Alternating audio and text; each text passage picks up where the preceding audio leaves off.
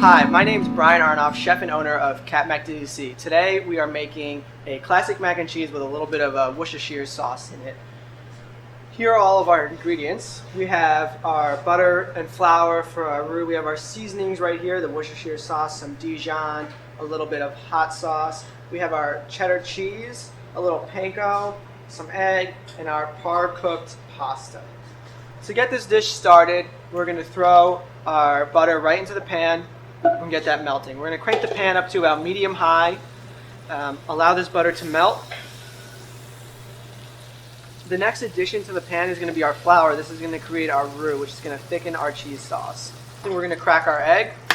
This is going to be the binding ingredient for our mac and cheese while it's baking. This really holds the whole mac and cheese together and brings a little extra richness to the dish. So it looks like our butter is nice and melted. We're going to sprinkle in a 1/4 cup of flour. We're going to pull out our whisk and really blend the flour with the butter.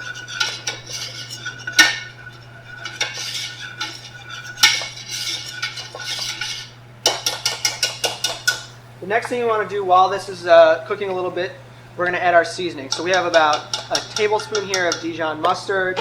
We're going to use about a tablespoon of Worcestershire sauce. This is really going to give a unique flavor to this mac and cheese. And we're also going to use a little bit of hot sauce. These two ingredients together are really going to combine to elevate the cheddar cheese that we're adding to this dish. As you can see, the roux has tightened up. We're going to grab our 3 cups of scalded milk. We're going to gently add this to the pot and whisk vigorously. We want to really make sure we break down any lumps that might have formed here and get this to a nice smooth consistency. We're going to bring the cheese sauce to a simmer and allow it to cook for a couple of minutes just to cook out the raw flour taste.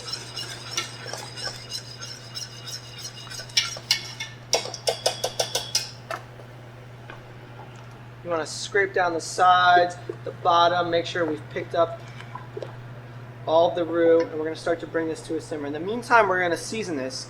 Now, when you go to season this, don't forget that the Worcestershire has a lot of salt in it. So we're going to go very light on a little bit of kosher salt and some freshly ground black pepper. We've come up to a simmer here, and we're pretty much right where we want to be for our thickness. So we're going to add our pasta next. This is about a 1/2 pound of par-cooked pasta. Any shape you want will work for this dish. And we're going to stir this in. It's going to start to coat the pasta, bring the pasta back up to temperature. And while this is going on, we're going to begin to sprinkle in our cheddar cheese. It's always important when you're making mac and cheese that you add your cheese in several additions. This allows the cheese to melt very smoothly and not separate from the sauce. So we've got our first addition here, and that's really melting in beautifully.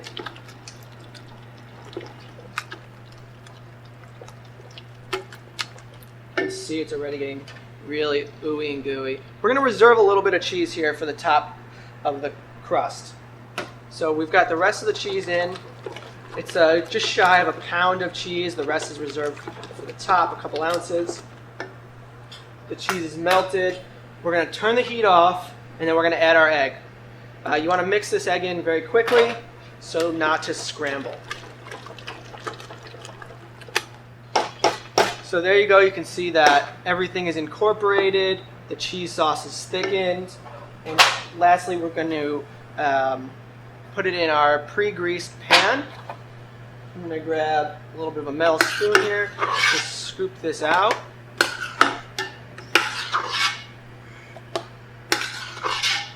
See how cheesy this is, how nice and thick that sauce came out.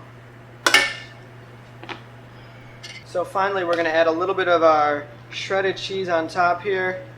This is going to create that nice bubbly crust, along with a little bit of our panko, which is going to toast up on the top, get nice and golden brown, and you're going to have a beautifully crunchy crust on top of your Worcestershire mac and cheese. We're going to pop this in the oven at 350 degrees for about 25 minutes, and then our mac and cheese will be all ready to go. So it's been about 25 minutes. Our mac and cheese has been in the oven at 350 degrees. We're going to go in there and pull it out.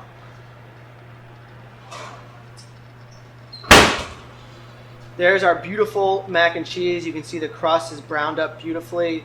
This was mac and cheese with Worcestershire sauce. My name's Brian Arnoff from CapMac. Thank you so much for watching.